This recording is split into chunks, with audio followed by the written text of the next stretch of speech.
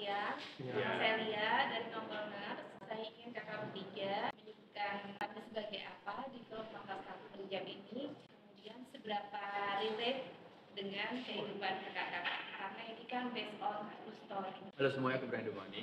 Aku berperan sebagai Aksa di film Pangkas Satu Berhijab. Dia karakternya lumayan sabar, lumayan going. Orangnya tuh melihat sisi positif dalam semua hal. Sedikit naif, selfless, tapi sahabat yang sangat baik, apalagi sahabat Sophie. Kemiripan lumayan berbeda, karena saya tidak sabar, saya lumayan galak, saya sedikit selfish kadang-kadang, tapi mungkin sama ya karena apa ya? Salah lima waktu. Itu lah. Allah, nggak ada, mukanya mirip. Ya, mukanya sama. Oke, kita aja sih. Halo semuanya, aku Nadia Arina. Di sini aku berperan sebagai Sophie. Sophie ini sebenarnya visual dari anak-anak remaja di Indonesia yang mungkin masih dalam tahap pencarian jati diri, masih dalam tahap belajar gimana caranya mengelola emosi, gimana caranya menerima hal-hal baru dalam hidupnya, dan gimana cara bereaksi juga gitu. Mungkin kalau ditanya apa sih yang relate, banyak sih gitu. Banyaknya tuh lebih ke kita sebagai manusia tuh sebenarnya semuanya berproses gitu. Nggak semuanya selalu udah di satu titik yang baik-baik aja gitu. Jadi sebenarnya untuk menjadi tidak baik-baik aja tuh nggak apa-apa gitu, karena akan selalu ada proses menuju sesuatu yang lebih baik. Tapi kalau misalnya alhamdulillah nikahnya enggak, alhamdulillah ketemu sama cowok toksik yang kayak Guntur juga alhamdulillah enggak. Udah sih itu aja. Halo semuanya, saya Cakrawala Irawan. Di sini saya berperan sebagai Guntur. Guntur itu mantan pacarnya Sophie. Mungkin menggambarkan Guntur kalau zaman sekarang mungkin dibilangnya adalah cowok refleks. Cowok yang sangat tidak bertanggung jawab, manusia yang berpikir semua tentang dirinya, semua pokoknya the world is happening inside his head gitu. Jadi kayak lumayan egosentris lah dia orangnya. Kalau masalah relate, alhamdulillahnya tidak relate. Jangan sampai. Ngasal. Relate sama Sophie. Tapi iya mungkin. Tapi mungkin sisi egoisnya pernah dialami ya dulu maksudnya waktu masih early 20s atau belasan, punya ego yang cukup besar yang mungkin sedikit ignorance terhadap sekitar gitu. Tapi selebihnya sih alhamdulillahnya tidak. Kebetulan yang harus digarisbawahi, peran Sophie sendiri ini tuh umurnya masih 20-21. Jadi kalau misalnya kita lihat di trailer, wah sebegitu meledak-meledaknya ya gitu, maksudnya Sophie gitu. Karena yang mau kita portray di sini juga gimana sih anak umur segitu dengan masalah yang sebegitu beratnya, anak seumur segitu yang masih unstable, yang diri sendiri juga masih bingung, dapat masalah kayak gitu tuh gimana reaksinya gitu. Jadi itu yang sebenarnya pengen kita portray banget gitu. Dan untungnya untuk menjaga gimana cara biar tetap semuanya berbeda gitu ya, ada dinamikanya juga. Dari sebelum proses syuting, saya juga ada proses reading juga kan, jadi dibantu sama teman-teman juga dan juga Bang Komar, kebetulan di coach kita, emang kita sudah nandain juga gitu loh, oh kira-kira yang di sini emosinya akan segini karena sebelumnya ini, setelahnya ini gitu, yang di sini akan seperti ini. Jadi memang waktu itu diharapkan sekali, kalaupun harus menangis, kalaupun harus marah, kalaupun harus sedih, itu tuh dari setiap sini juga tetap berbeda yang kita berikan gitu. Dan ditambah lagi juga untungnya Bu Hadra sutradara yang sangat perasa sekali gitu loh, apalagi cocok banget dengan film drama seperti ini, jadi dia juga sangat menjaga gitu, kira-kira ini kayaknya kalau misalnya kayak gini akan dragging, kalau misalnya kayak gini kayak lebih ada variasi lain gak yang bisa kalian tawarkan gitu, itu sih. Kalau aku, karena emang ini kembali lagi cerita perjalanan si Sophie dalam masalah keluarga, masalah persahabatan, masalah cinta, dan ke diri sendiri. Jadi agak kesulitan aku tuh adalah apa yang Sophie butuhkan dari Aksa, apa yang cerita ini butuhkan dari Aksa untuk mendorong perjalanan si Sophie. Jadi emang di awal malah kita lumayan fokus, oke, kita cari Sophie dulu nih. Sophie bagaimana, backgroundnya apa, gimana cara dia menghadapi semuanya. Dan di saat itu udah dapat dan dia mendapatnya apa, dibantu sama Bu Hadra, sama cast-cast lain, sama Bang Komar, yang coach kita. Akhirnya oke, aku bisa masukin Aksa. Oke, Aksa di saat ini harus ngapain untuk mendorong ceritanya Sophie. Dia lebih baiknya gimana, reaksi seperti apa, apakah di sini udah ada perubahan sebelum solusi sebelumnya. Jadi emang aku sebagai Aksa, karena emang ini cerita Sophie, adalah gimana caranya untuk menunjukkan kalau perjalanan Sophie itu kelihatan buruk, tapi there's a way out gitu. Itu sih. Kalau dari aku mungkin karena bukan pencetus ya, akar dari permasalahan Sophie pertama yang menyebabkan Sophie menjalani hidup dia yang diceritakan kan karena ada permasalahan sama Guntur gitu salah satunya. Dan paling yang aku lakukan dan usahaku adalah gimana cara memberikan pressure yang segitunya yang membuat Sophie melakukan outcome yang dia lakukan throughout the movie gitu. Karena kan ketika pressureku tidak terlalu tinggi untuk pressure Guntur tidak memberikan pressure yang tinggi terhadap Sophie, apa yang terjadi nanti bisa jadi tidak sejalan gitu dengan apa yang keluar dari Sophie gitu. Jadi kita berdua memastikan bahwa pressure yang dikasih Guntur terhadap Sophie adalah pressure yang tepat dengan skala yang pas untuk mengantarkan Sophie ke belakang. Terima kasih. Sangat berbeda menghadirkan empat karakter yang ada sama yang sosok yang ada sama ini. Tapi ya ini aku nggak mau samain karena balik lagi ini bukan religi, ini drama yang ada bumbu religinya ada karena kita emang kebetulan di daerah dan keluarga kita agama Islam semua gitu. Tapi bukan berarti itu tujuannya. Emang juga kan Sophie hijab, tapi itu goal terakhir Sophie. Dan apa perbedaannya mungkin cara penyampaian, cara mandang si Sophie-nya, cara ngobrol sama Sophie kan beda. Kalau yang kemarin kan suami istri ya, ini sahabatan gitu. Jadi pasti ada bedanya. Tempat umurnya beda, tempat daerah yang mereka tinggal bersama juga maksudnya daerah. Kalau yang sebelumnya kan pesantren dan lain-lain. Kalau sini kan lebih kayak Jakarta banget ya gitu. Jadi emang environment juga beda. Jadi pasti ada perbedaannya sih. Pasti. Ya.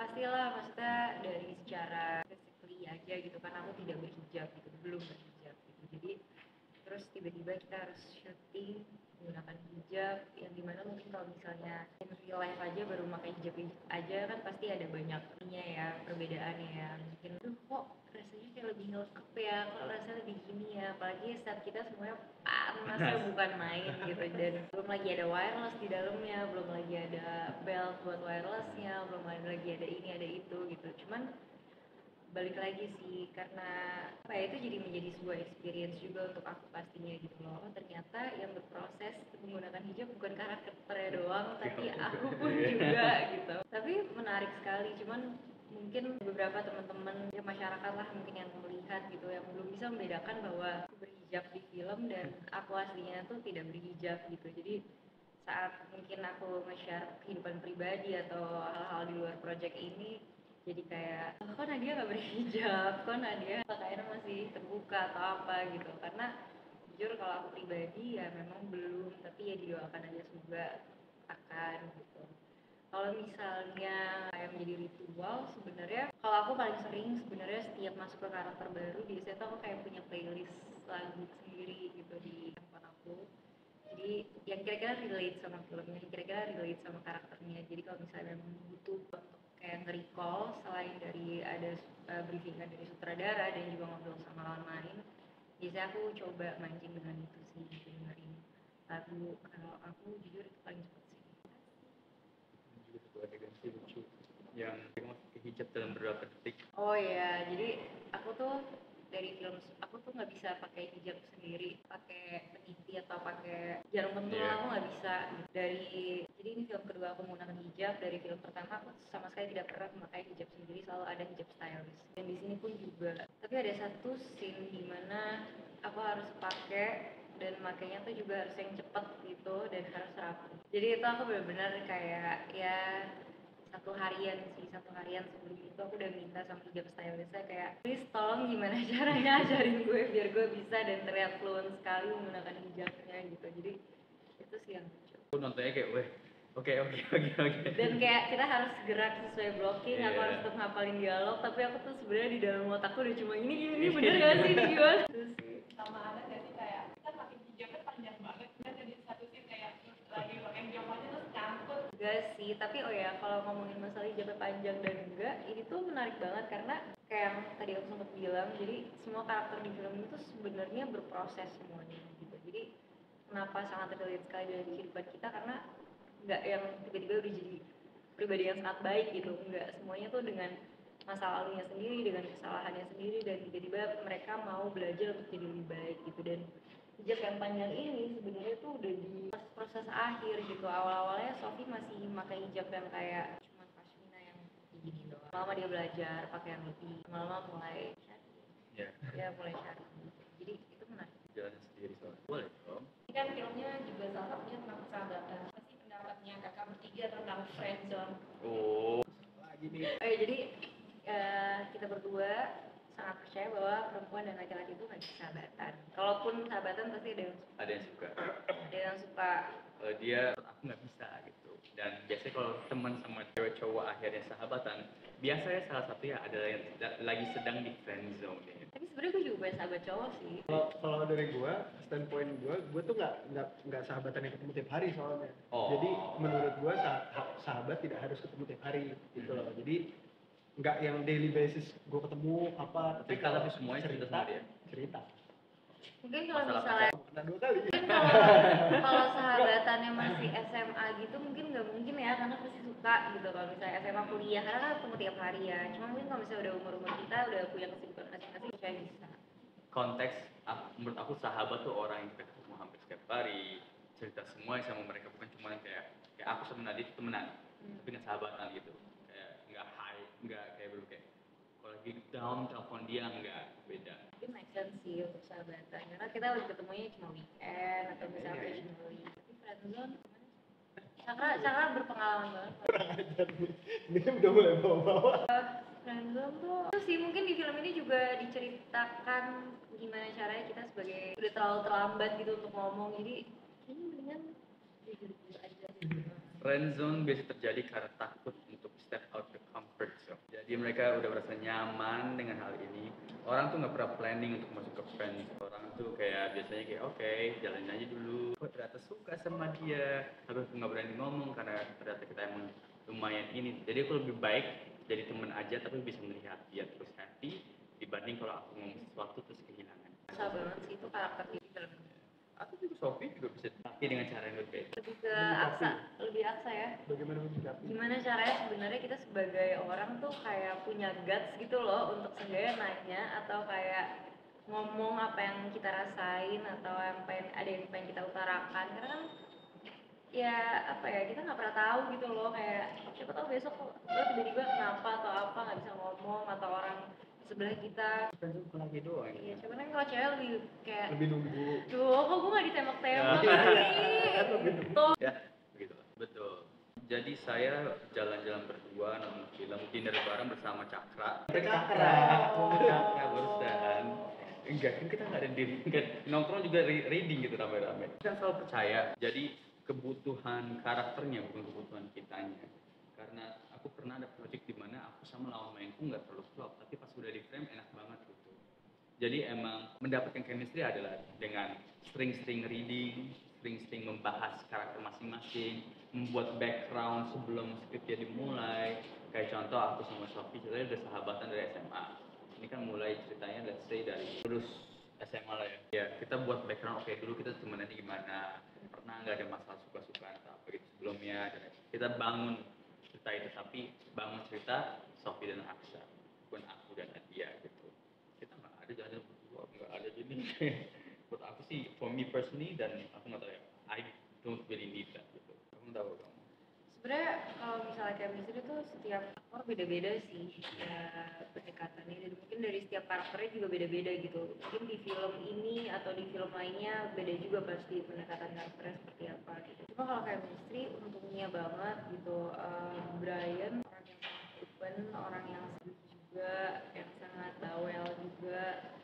Jadi Tahu nggak sih kenapa gue bawa? dia bawel karena katanya aku kayak bener-bener kayak window. Gue bawa sama Cakra, gue bawa selalu kan, lu diem banget.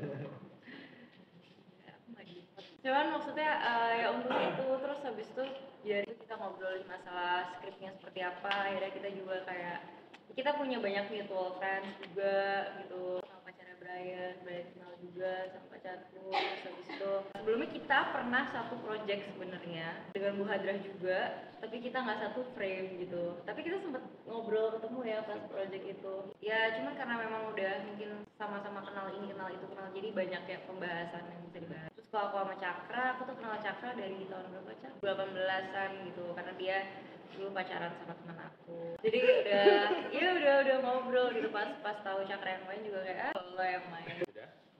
Promo? Oke. Semuanya jangan lupa nonton film kita yang berjudul Naskah Aku Berhijab. Sayang. 21 November. Di seluruh bioskop Indonesia. See you. Yep.